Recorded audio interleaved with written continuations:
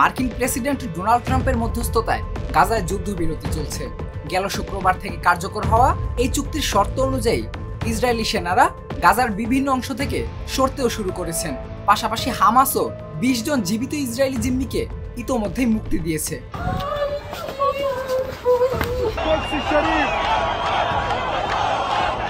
তবে যুদ্ধবিরতি স্বস্তিকে একপাশে রেখে আবারও মাঠে নেমে পড়েছে হামাস।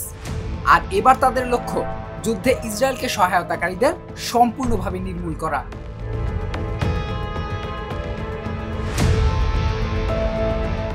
মঙ্গলবার গাজার বিধ্বস্ত শহরগুলোর উপর নিজেদের নিয়ন্ত্রণ আরও কঠোর করতে অভিযানে নামে হামাস। আর সেখানেই তাদের লক্ষ্যবস্তুতে পরিণত হন যুদ্ধে ইসরায়েলকে সহযোগিতা করেছেন এমন ব্যক্তিরা যাদের কপালে জুটছে চরম পরিণতি। সম্প্রতি হামাস তাদের আনুষ্ঠানিক চ্যানেলে একটি ভিডিও প্রকাশ করে। ভিডিওতে দেখা যায় চোখ বাঁধা ও মাটিতে হাঁটু গেড়ে থাকা ৮ জন সন্দেহভাজন ব্যক্তিকে রাস্তায় গুলি করে হত্যা করা হচ্ছে। হামাস ওই ব্যক্তিদের বিরোধীদের সহযোগী ও অপরাধী বলে আখ্যা দিয়েছে। ইসরায়েলি সেনারা সরে যেতে শুরু করার পর থেকেই গাজার উত্তরাঞ্চলে হামাস তাদের কালো মুখোশধারী সশস্ত্র পুলিশকে আবারও রাস্তায় নামিয়েছে।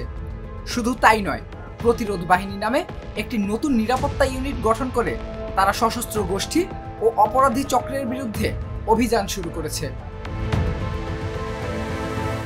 বিশ্বাসঘাতকদের শাস্তি দেওয়ার পাশাপাশি প্রতিরোধ বাহিনী গাজায় স্থিতিশীলতা ফিরিয়ে আনতে মাঠ পর্যায়েও কাজ করছে।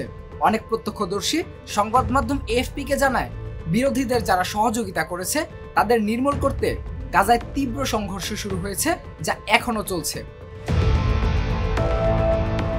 গাজার নিরাপত্তা সূত্র এএফপিকে জানায়, আমাদের বার্তা একেবারে পরিষ্কার, যারা অপরাধী বা নাগরিকদের জন্য হুমকি তৈরি করবে গাজার মাটিতে তাদের জন্য কোনো স্থান নেই।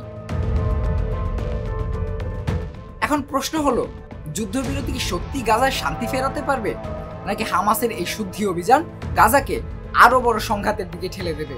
আপাতত সেই উত্তরেরই অপেক্ষায় পুরো বিশ্ব। নীল দাস, জাগো নিউজ।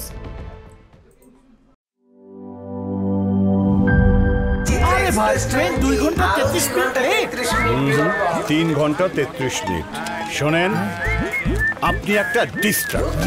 আরো 4 ঘন্টা 33 মিনিট হবে। আরো 4 ঘন্টা, এটা কোনো কথা? সময়টা দৌড়াবে। প্রাণ ডাল, মুঠোই মুঠোই সময় পার।